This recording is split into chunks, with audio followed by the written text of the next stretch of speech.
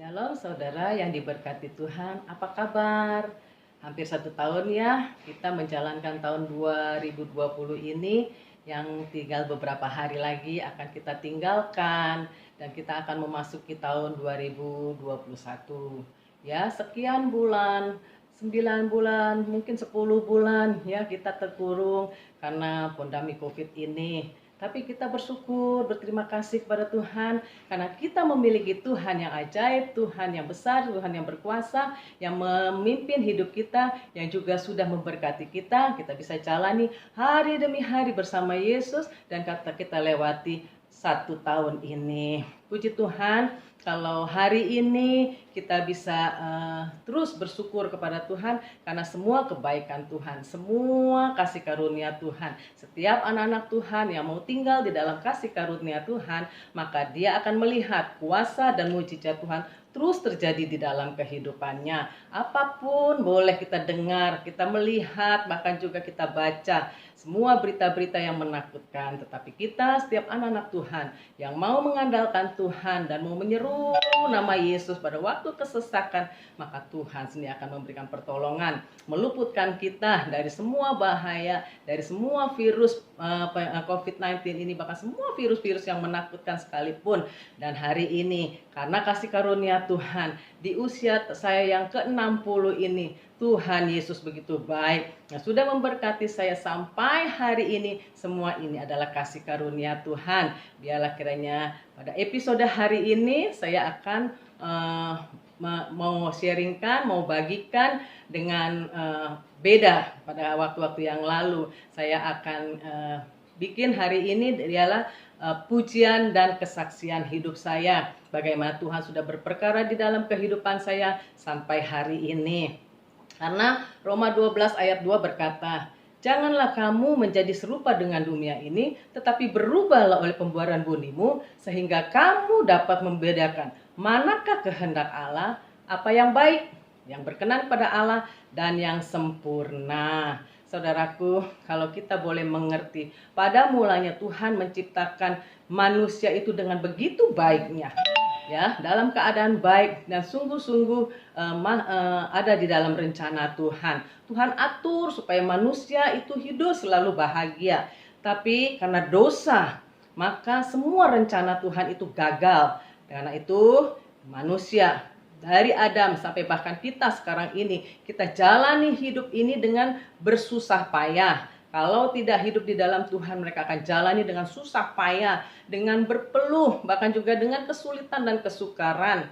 Tapi kalau kita tuh anak-anak Tuhan yang tahu bahwa kita ini milik Yesus, kita mau masuk dalam rencana Tuhan, kita mau menyerahkan hidup kita ini hanya kepada Tuhan, dan kita lihat Tuhan sendiri akan memimpin kita kepada perkenanan Tuhan. Hidup kita semakin hari semakin disempurnakan dan semakin baik dan semakin indah kalau kita mau melibatkan semua aspek kehidupan kita hanya kepada Tuhan, ya. Kita libatkan kehidupan kita, kita serahkan semua kehidupan kita, masalah kita, problem persoalan kita kepada Tuhan, maka lihat Tuhan sendiri akan bertindak kepada kita.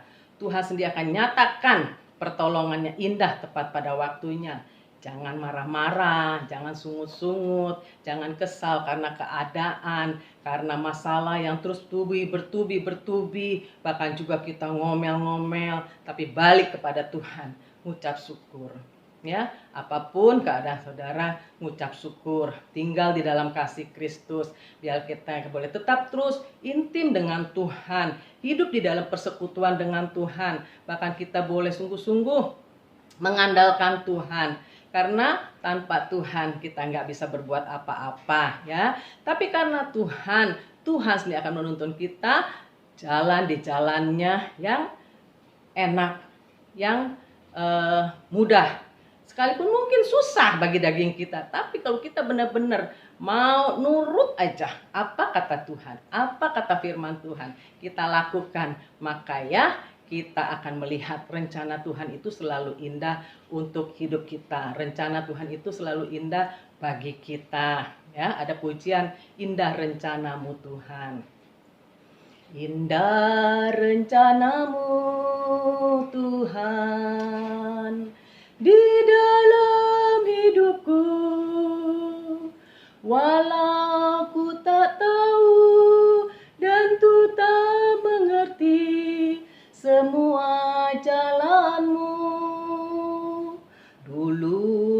tak tahu Tuhan, berat ku rasakan, hati menderita, dan ku tak berdaya menghadapi semua. Kini ku mengerti sekarang, Kau tolong padaku. Kini ku melihat dan ku merasakan indah rencanamu. Tapi ku mengerti sekarang, Kau tolong padaku. Kini ku melihat dan ku merasakan indah rencanamu. Kini ku melihat dan ku merasakan indah rencanamu. Puji Tuhan ya saudaraku, rencana Tuhan selalu indah dalam hidup kita. Kalau saudara lihat keadaan saya begitu baik sampai saat ini, 60 tahun usia saya nggak pernah mikir bahwa saya bisa sampai seusia ini, sepanjang ini dalam keadaan baik dan sehat. Saya mau membagi berkat, saya mau bagi kesaksian saya. Kalau saya ngeriwain hidup saya yang dulu, betapa hidup saya sengsara, betapa hidup saya dikukung dengan masalah, problem, persoalan, sakit, penyakit khususnya. Kenapa? Karena dari masih kecil itu saya ini orang pesakitan. Saya lagi usia 2 tahun saya pernah jatuh dan batang leher saya sebelah kiri ini pernah, kata mami saya, jatuh kena keran ya, ledeng. Nah, karena itu saya mengalami migrain. Bahkan juga dari masih kecil jantung saya ini lemah ya. Saya makan gula aja minumnya pakai glukosa. Jadi hidup saya ini terkungkung dari masih kecil sakit penyakit. Bolak-balik dokter sampai punya dokter keluarga. Karena sudah langganan ya, saya bolak-balik ke dokter itu. Saudara, jadi hidup saya nggak bahagia ya, saya nggak bisa saya nggak bisa bebas seperti anak-anak yang lain. Hidup saya nggak bisa, saya nggak kuat, bahkan juga saya nggak bisa kena matahari, pikiran gitu ya, nggak bisa tegang, nggak bisa, pokoknya nggak bebas sekali. Dalam sekolah pun nggak bebas. Karena itu saya hidup jalanin sungguh-sungguh dalam keadaan susah ya. Saya tidak pandai dalam sekolah. Saya nggak bisa sekolah tinggi ya. Lulus sekolah SD saya langsung ambil yang saya suka, yaitu gunting rambut lah, kecantikan, salon, bahkan juga jahit menjahit ya. Itu yang saya suka. Jadi saya ambil itu.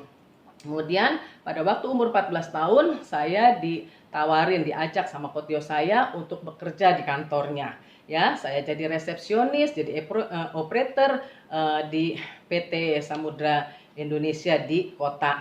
Saudara, saya bekerja dari umur 14 tahun, saya sudah masuk kerja. Saya belajar bahasa Inggris karena saya megang operator resepsionis itu. Nah, saudara, dari masih muda begitu, saya sepertinya sudah megang uang. Sebenarnya hidup saya enak ya gitu. Jadi saya terima jahitan, saya terima orang gunting-gunting rambut, tinggal saya di kota ya, daerah Ketapang sana, Gajah Mada.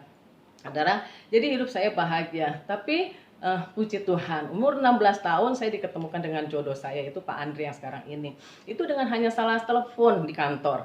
Akhirnya kita berhubungan. Itulah jodoh saya. Umur 18 tahun saya menikah. Sesudah saya menikah, saya pikir saya enak. Karena saya akan bebas, saya akan senang, saya akan bisa pergi kemana saja. Karena selama ini saya terkukung, saya nggak bisa pergi kemana-mana. Ya, naik mobil aja saya bisa tumpah-tumpah ya, maaf kata, muntah-muntah gitu loh, nggak bisa sama sekali. Nah, pusing gitu kan. Jadi saya hanya diam di rumah. Nah, sesudah menikah saya pikir saya enak. Ternyata saya menikah, saya punya rumah, tetapi di daerah Cawang, di daerah Gang Arus itu rumah baik, tapi lingkungannya kurang baik. Belakang rumah saya itu pinggir kali. Dia adalah kebun-kebun bambu, ya, pohon-pohon bambu tuh di belakang rumah saya. Jadi keadaan saya benar-benar tuh sulit sebenarnya, ya. Tembok 1 meter, atasnya gede, bahkan juga nggak ada plafonnya seperti itu. Jadi kalau binatang lewat saya lihat, bahkan juga kalau banjir kiriman di Cawang itu udah banjir sepaha, itu ular yang besar-besar itu udah keluar, ya. Saya ngalamin seperti itu. Lingkungan saya itu ada pabrik Lucky Print. Jadi kalau dia buka bikin kain flanel itu abunya itu kan buang ke atas, ya. Karena keadaan saya yang lemah seperti itu, saya kena bronkitis asmatis, paru-paru sebelah kiri saya itu gosong, saudara, ya. Diperiksa itu diiniin hitam gitu loh.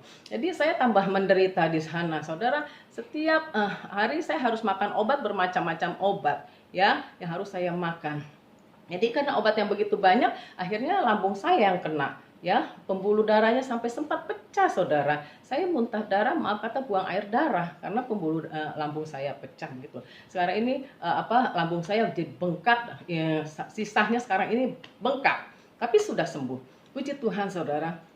Saya ngalamin seperti itu, hidup dalam kesusahan. Lingkungan nggak menunjang, karena lingkungannya seperti kampung, ya. Jadi nggak bisa terima jahitan, malah maunya gratis, gunting rambut gratis, semua serba gratis, ya. Udah dalam keadaan susah begitu, akhirnya dengan gaji suami yang hanya pas-pasan, gali lubang tutup lubang, dan sampai akhirnya saya ngalamin begitu sulitnya, ya. Dan saya ngalamin sakit penyakit seperti itu, saya capek, saya lelah. Kenapa? Karena saya sudah punya anak, ya. Saya sudah harus ngurus anak, harus ngurus keluarga, dalam keuangan yang sangat minim karena habis untuk ke dokter, bolak-balik dokter.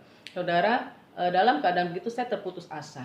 Saya benar-benar putus asa. Saya capek, Tuhan, saya bilang, ya. Saya Kristen dari engkong saya itu pendirinya GKI Pintu Air, saudara. Dia ngajar kita setiap malam habis makan, kita diajak seperti mesbah keluarga. Dia ajar firman, dia ajak doa. Tapi sepertinya saya nggak kuat dalam keadaan seperti itu. Saya benar-benar rasa putus asa. Karena badan yang nggak enak, keadaan, lingkungan, bahkan juga keuangan. Saudara, waktu itu saya malam hari itu saya benar-benar sudah putus asa. Saya sudah ambil obat Valium, ya, yang biasa saya makan untuk bantu supaya saya bisa tidur. Karena setiap malam itu bronkitis asmatis itu udah ngik terus langsung leher saya kecekik gitu loh. Jadi nggak enak sekali gitu. Jadi saya harus duduk, mau tidur tuh duduk, bukannya tiduran lagi. Saya harus makan obat tidur baru saya bisa tidur. Ya, saudara, pada saat itu keputusasaan benar-benar memuncak. Tapi puji Tuhan, ya, Tuhan bisa bangunkan suami saya Andre ini yang biasanya tidur tuh pules sekali, tapi malam hari itu dia lihat waktu saya mau makan seperti itu, dia lihat apa gitu kan. Aduh, dia bener-bener dia sambil menangis, dia katakan, kamu tuh Kristen dari masih kecil kok seperti itu, saya nggak kayak sepertinya tidak punya Tuhan. Kamu yang bawa saya tuh untuk kenal Tuhan, malah kamu kok sekarang seperti ini gitu kan, ya. Ya, saya udah nggak sanggup lagi, saya bilang. Saya lebih baik mati aja dah daripada seperti ini, hidup dalam penderitaan, ya. Jauh dari keluarga, hidup sendiri dalam keadaan sakit, bahkan juga dalam keadaan nggak enak. Saudara, malam hari itu kita berdoa. Tuhan menolong, memberikan kekuatan pada saya melalui suami saya ini. Besok paginya saya pikir seperti seorang orang yang ngambek, ya, seorang anak yang ngambek. Saya buang itu obat, semua obat jantung saya, bronkitis asmatis, semua obat lambung, semua saya buang. Dan obat tidur saya semua saya buang. Saya bilang lebih baik sekarang saya mau Tuhan, saya mau lepas dari obat-obatan ini. Kalau memang saya harus mati, matilah sekarang. Tapi kalau saya mau hidup untuk melayani Tuhan, hidup berguna. Nggak mau seperti ini, Tuhan, saya capek, saya lelah gitu kan, ya. Dengan pikiran, dengan beban penyakit seperti ini, dalam keadaan seperti ini. Saudara, hari itu saya ambil keputusan saya mau puasa. Jadi saya puasa sampai jam 3. Itu pas jam 9, jam 10, jam 12, aduh itu saya rasakan perih gitu kan, sakit lambung saya. Tapi saya bilang biarin deh, kalau mau mati sekarang dah daripada berlama-lama saya sakit seperti itu. Kalau mau sembuh, Tuhan bisa sembuhin. Aku percaya ada lambung yang baru, ada jantung yang baru, ada paru-paru yang baru. Aku percaya ada otot saraf yang baru. Aku dilepasin dari semua sakit penyakit, dari migrain, jantung, lambung, paru-paru. Tuhan, aku percaya kepadamu. Setiap aku rasakan sakit seperti itu, Saya hanya menyeru kepada Tuhan, minta pertolongan pada Tuhan. Dan saya katakan, Tuhan, aku percaya Engkau Allah Jehovah Rafa yang sanggup memberikan kesembuhan dan keajaiban mujizat-Mu. Kalau Tuhan Tuhan punya rencana untuk saya, pasti Tuhan akan berikan kesembuhan yang sempurna. Saya katakan, saya mau hidup berarti, saya mau hidup berguna untuk kemuliaan nama Tuhan. Saudara, saat itu saya puasa, hari pertama, malam saya mau tidur, saya mulai takut. Tapi saya langsung katakan, enggak, saya percaya, saya nggak punya obat, saya percaya, saya akan tidur dengan nyenyak tanpa obat tidur. Saya percaya, bronkitis asmatis saya nggak akan mencekik leher saya. Saya percaya ada kelepasan malam hari ini, dan saya percaya Tuhan berikan saya ngantuk untuk bisa tidur. Saudara, malam hari itu benar, saya nggak makan obat. Sesudah saya berdoa, saya berdiam diri, kemudian saya ucapkan itu terus-terus sampai akhir saya tidur. Besoknya saya puasa lagi, sampai 3 hari saya lakukan seperti itu. Saudara, puji Tuhan, 3 hari betul-betul saya tidak merasakan kambuhnya bronkitis asmatis itu. Saya nggak rasakan lambung saya ini sakit, ya, mahnya saya kambuh ini kambuh, ya, karena saya berpuasa, ya, tidak makan, tidak minum. Tapi puji Tuhan, saudara, 3 hari itu benar-benar saya sembuh. Saya katakan pada suami, saya sudah sembuh. Saya katakan begitu. Kenapa? Iya, saya sudah sembuh, karena sekarang saya nggak bilang, berapa hari yang lalu saya sudah buang obat-obatnya, saya nggak makan obat, saya sudah nggak tergantung lagi dengan obat, saya sekarang sudah sembuh, saya sudah puasa, saya sudah mendapatkan kesembuhan, mujizat kesembuhan. Saudara, kalau Tuhan sendiri yang bekerja dalam hidup kita, dan kita benar-benar mau menyerahkan hidup kita kepada Tuhan, maka saudara, nggak ada yang mustahil bagi Tuhan. Tuhan akan nyatakan kuasanya. Hidup kita ini berarti di tangan Tuhan. Tuhan sendiri akan nyatakan kuasanya kepada kita, hingga kita benar-benar melihat kuasa Tuhan itu masih ada, mujizat Tuhan itu masih ada. Dan itu semua bukan karena kuat dan gagah kita, bukan kuat dan gagah saya, tetapi karena Tuhan yang menolong saya. Tuhan terus yang menyertai hidup saya. Sampai saya ngambil keputusan seperti ini, inilah Roh Kudus yang mendorong saya untuk ngambil tindakan. Karena hidup saya ini sangat berguna, sangat berarti, ya, untuk suami, untuk anak keluarga, bahkan juga pasti berguna untuk bagi banyak orang. Karena itu inilah anugerah Tuhan yang Tuhan berikan pada saya. Saya berjanji pada Tuhan bahwa hidup saya hanya untuk kemuliaan bagi Tuhan. Hidup saya untuk menjadi kesaksian bagi Tuhan. Biarlah pujian dan syukur kita ini selalu kita naikkan kepada Tuhan karena kebaikan-kebaikan Tuhan. Pujian dan syukurku ku naikkan padamu, dengan segenap hati ku persembahkan. Sadar bila ku ada hanya karena anugerah, bukan karena kekuatanku. Ku tahu hidupku adalah penyembahan. Kau ciptakanku dalam kemuliaan-Mu. Ku tahu hidupku berharga di mata-Mu. Segenap hidupku persembahkan. Segenap hidupku persembahkan.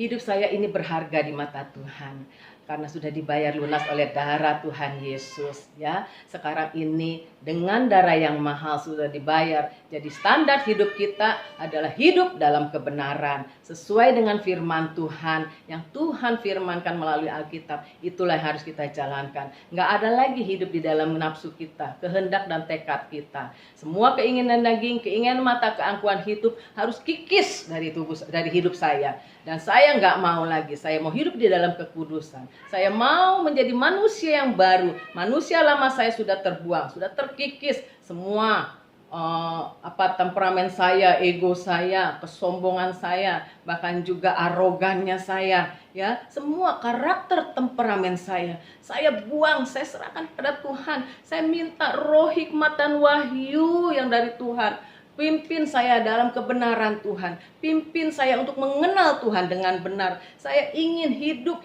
untuk memuliakan nama Tuhan. Nggak lagi terikat oleh mamon. Nggak lagi bebas untuk melakukan nafsu dan kehendak saya. Karena saya adalah ciptaan baru. Saya adalah anak Allah. Saya adalah pewaris Allah. Saya adalah kebenaran Allah. Haleluya. Itulah hidup saya. Perubahan terjadi karena Roh Kudus yang ada di dalam saya, yang melepaskan saya dari semua karakter saya yang jelek, dari temperamen saya yang jahat. Bahkan juga saya dipimpin masuk dalam kehendak dan rencana Tuhan. Nggak ada lagi keinginan, nggak ada lagi impian, nggak ada lagi tekad. Yang ada adalah mau berjalan sesuai dengan firman Tuhan. Nah, hidupku menggenapi firman-Mu,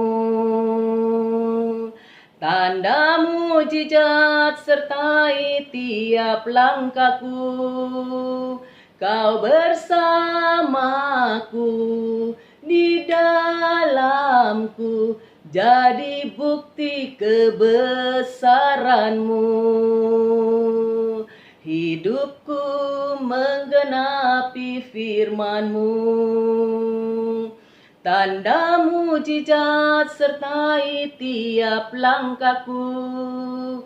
Kau bersamaku di dalamku, jadi bukti kebesaran-Mu. Jadi bukti kebesaran-Mu. Tahukah saudara-saudara, bahwa perubahan itu harus diawali dari diri kita sendiri. Jangan nuntut suami, anak, atau semua yang ada di keluarga kita. Jangan nuntut orang lain, tapi biarlah perubahan itu benar-benar terjadi. Kita mau bergerak, kita mau berubah, dan kita mau menjadi cermin yang terbuka, bahkan juga menjadi terang dimanapun kita berada. Kita boleh melangkah, karena itu saat itu saya mulai melangkah. Saya ikut ke persekutuan-persekutuan, saya ikut doa, saya aktif di gereja, saya aktif hal-hal rohani, sampai akhirnya saya mempunyai tekad, saya mau belajar Alkitab. Pada waktu itu Matraman 200 buka sekolah Alkitab, saya belajar di sana. Saya belajar, sesudah lulus selesai, saya ambil lagi, terus rasanya menggebu-gebu hati saya. Ya, roh itu terus menggebu-gebu, membakar saya untuk terus belajar. Kenapa? Karena saya yang bodoh dulu, saya yang dulu sepertinya nggak ada artinya, saya dulu sepertinya gagal total belajar dari dulu sekolah, nggak becus kasarnya ya, karena keterikatan sakit migrain itu. Tapi sekarang ini saya diberi kayaknya kesempatan itu terus mengejar. Saya belajar, saya ambil sekolah teologi insentif dari GBI Petamburan. Saya belajar, lulus saya belajar lagi. Ada di sekolah Alkitab Berea buka baru pertama kali. Saya ikut masuk lagi, saya belajar, ya. Bahkan itu tingkatan pertama, gelombang pertama. Kami yang lulus semua di wisudanya di Korea saat itu. Saudara, itu sepertinya roh saya terus menggebu-gebu, saya terus belajar. Ternyata kemudian itu saya diajak oleh gembala saya untuk pergi misi, ya. Hati saya terus bergelora. Ya, saya pergi misi, saya pergi ke daerah-daerah, ke desa-desa, ke pelosok-pelosok. Saya pergi ke Mire, saya pergi sampai ke Brunei Darussalam. Saya pergi sampai ke Irian Jaya Wamena. Waktu keadaan Ambon lagi Ambon yang bom itu, sesudah itu saya datang. Saya menjadi tenaga relawan. Bahkan juga waktu tsunami 2 kali saya pergi ke Padang. Bahkan juga di Jawa waktu keadaan debu, terus yang retak-retak, itu saya pergi, saudara. Saya menjadi tenaga relawan untuk sungguh-sungguh menjadi berkat bagi mereka. Saya masak untuk mereka. Saya juga berdoa untuk pergi ke tempat-tempat orang sakit seperti itu. Saya berdoa untuk mereka. Saya pergi juga ke suku Dayak Kalimantan pada waktu Dayak dan Madura habis perang, habis ribut seperti itu. Saya pergi Kita melayani di sana, di kampung Maya Sopa namanya, itu orang-orang Dayak. Kita melayani orang-orang Dayak di sana. Puji Tuhan, keberanian Tuhan berikan pada kami. Itu gagah perkasa seperti laki-laki beraninya, saudara. Ya, saya enggak saya jalani seperti itu. Kenapa? Karena suami juga mendukung, anak-anak juga mendukung. Karena dulu saya seharusnya mati, sekarang ini saya mau hidup berguna. Jadi setiap saya mau pergi misi, selalu dapat izin. Saya nggak pernah dilarang oleh keluarga, bahkan juga oleh suami. Saudara, saya melayani seperti itu. Bahkan juga sempat waktu tahun 98, ya 1999 2000 saya pergi dengan gembala saya, yaitu apa, bawa Alkitab ke China, ke bawah-bawah tanah, saudara, ikut kebaktian mereka bawa tanah, malam-malam hari seperti itu kita bagi-bagi Alkitab. Tapi pada ada satu tempat di mana satu tempat itu kami harus jalan sendiri-sendiri di malam hari, nggak boleh berendeng-rendengan, tidak boleh berkelompok, bahkan juga nggak boleh ketahuan, ya pada malam hari. Paspor kita sudah difotokopi. Kalau terjadi apa-apa tanggung sendiri, nggak bisa ada yang nolongin. Saudara, itu kita ngumpul di Hong Kong. Saudara, pada yang terakhir itu kita nggak ikut karena itu sangat mengerikan. Kalau masuk ke bawah-bawah tanah, kebaktian di bawah tanah itu saya udah ngalamin. Saudara, betapa benar dahsyatnya kebaktian-kebaktian mereka di bawah tanah. Itulah kedahsyatan Tuhan yang Tuhan pakai. Sesudah saya jadi ciptaan baru, jadi manusia baru, saya benar-benar berguna. Bahkan saya terus melayani pemulung-pemulung di proyek Senen setiap hari Selasa. Ya, kita kumpulin tuh pemulung-pemulung, kita nyanyi-nyanyi, akhirnya bikin ibadah, persekutuan doa di situ. Bahkan bikin Selasa Gembira untuk anak-anak sekolah minggu. Sempat beberapa tahun di sana saya melayani di sana, saudara. Saya nggak punya merasa takut apapun. Waktu saya pindah ke Lipo sini, saya ajak beberapa ibu-ibu menjadi satu tim, yaitu Deborah Ministry. Saudara, kami berenam ini pergi, kami masak, terus kami pergi bagi-bagikan, pergi ke pemulung-pemulung yang di kota, yang di Beos, yang di Toko 3 itu, ya banyak sekali orang Chinese itu jadi pemulung, saudara. Ya, bahkan juga di kolong-kolong jembatan di Pasar Baru, di kolong jembatan tol Pluit, bahkan juga di pinggir-pinggir kali Jodoh, saudara. Kita bagi itu, ya. Kita melihat bahwa sungguh waktu mereka tidur dibangunkan seperti itu, dan kita kasih dia makanan, satu pack makanan seperti itu, dan kita bicara, ngobrol-ngobrol, mendatangkan sukacita bagi dia, ya, yang sepertinya malam itu dia belum makan, tidur dalam keadaan perut kosong, tapi dengan sepack makanan membuat dia sukacita. Dan kita berbicara tentang apa, kalau memang mau diberkatin, ayo mulai besok mulung, ya, supaya nggak merasa sepi dan nggak dapat apa-apa, katakan dalam nama Yesus, hari ini saya diberkatin Tuhan Yesus. Dan ngomong begitu aja, hari ini saya diberkatin Tuhan Yesus. Kamu akan lihat, saudara, itu benar kejadian. Berapa lama kemudian saya datang lagi, saya tanya, ketemu bagaimana ini. Akhirnya ada yang minta Alkitab, saudara. Ada yang benar-benar udah cari gereja, saudara. Puji nama Tuhan, ya. Kita nggak mengerti apa yang Tuhan rencanakan dalam hidup kita. Karena dari semula memang Tuhan sudah tetapkan jalan hidup kita ini untuk menjadi milik kepunyaannya, yang sudah dipanggil dan dipilih untuk menjadi berkat bagi banyak orang, ya. Dari semula kah kau tetapkan hidupku dalam tanganmu, dalam rencanamu Tuhan. Rencana indah telah kau siapkan bagi masa depanku yang penuh harapan.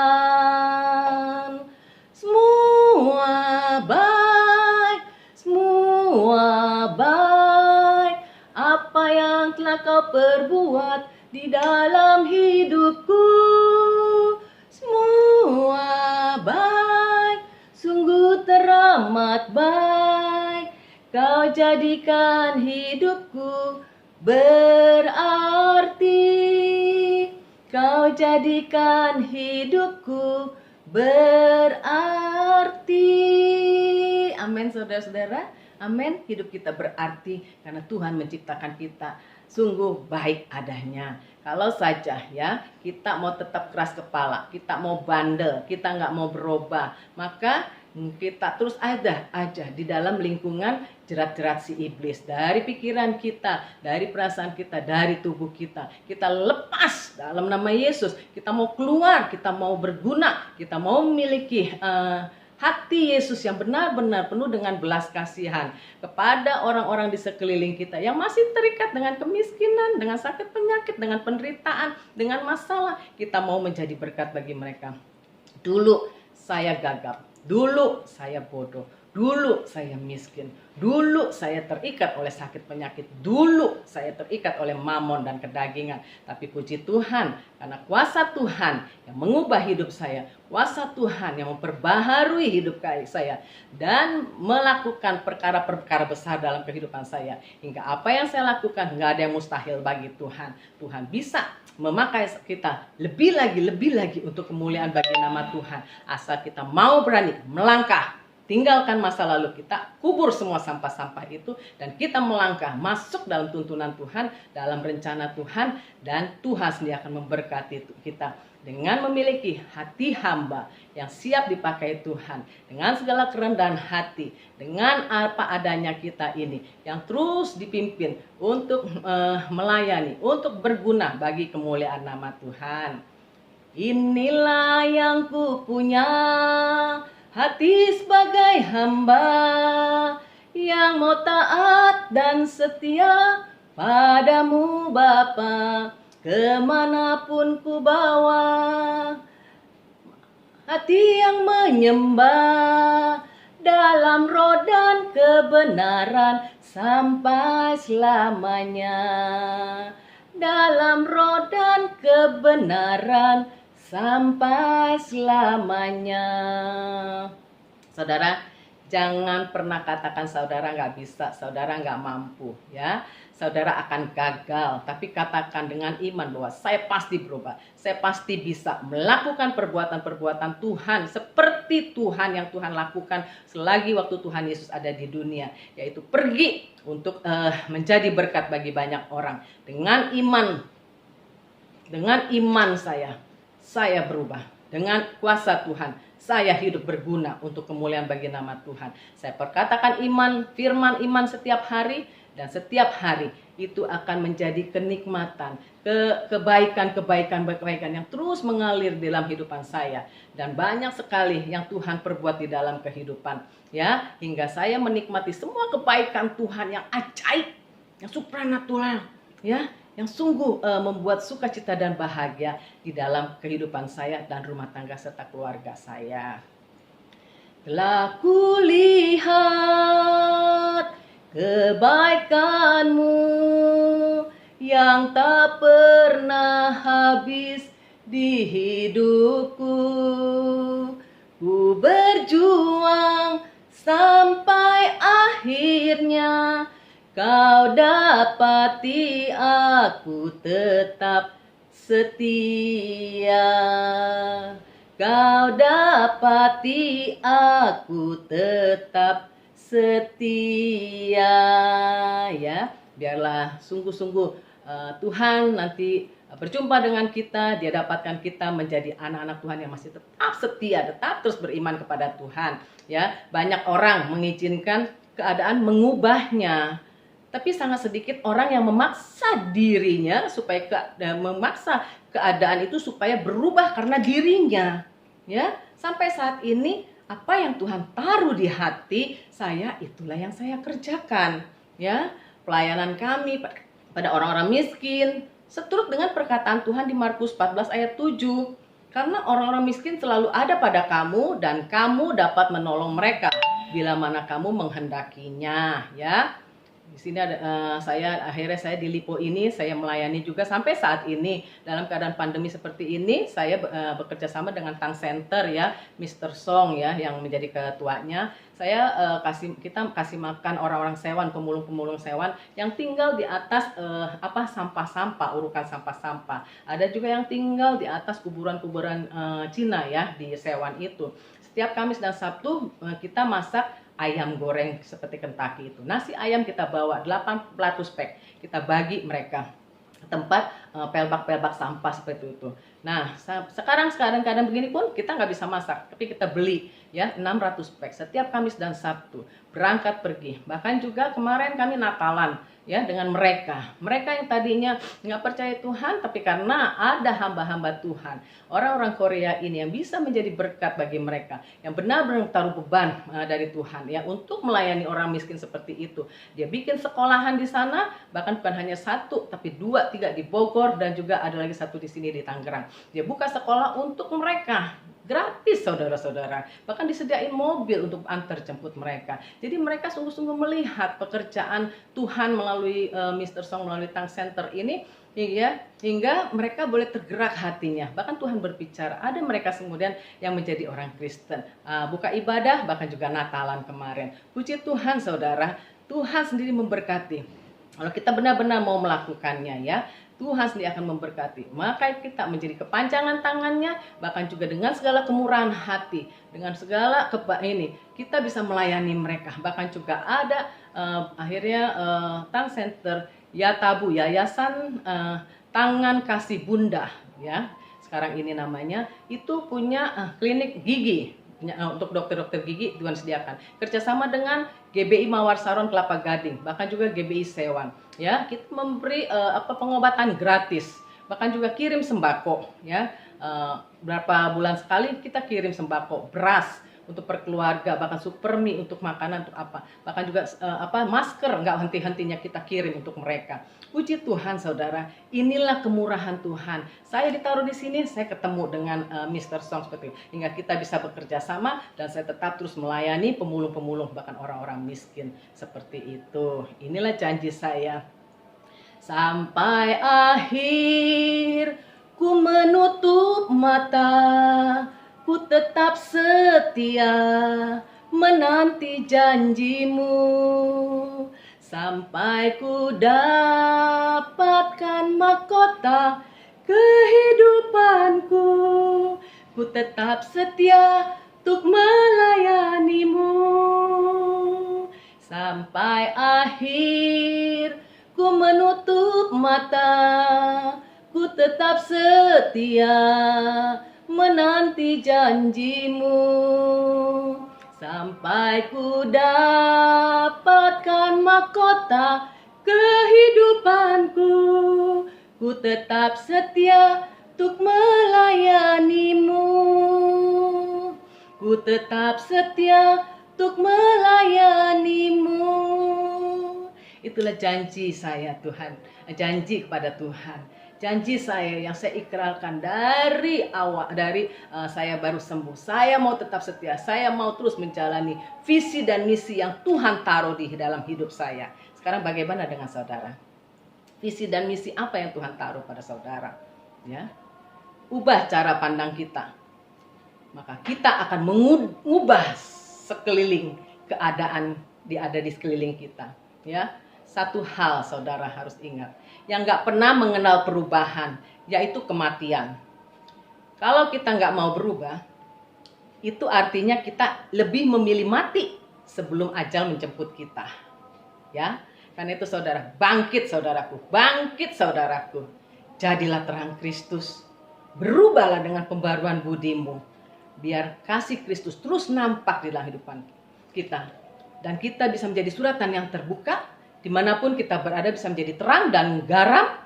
Bahkan juga kita lakukan, kerjakan amanat agung Tuhan untuk pergi jadi saksi Kristus dan menangkan jiwa, supaya nggak ada yang sia-sia ibadah kita, bahkan juga hidup kita nggak sia-sia.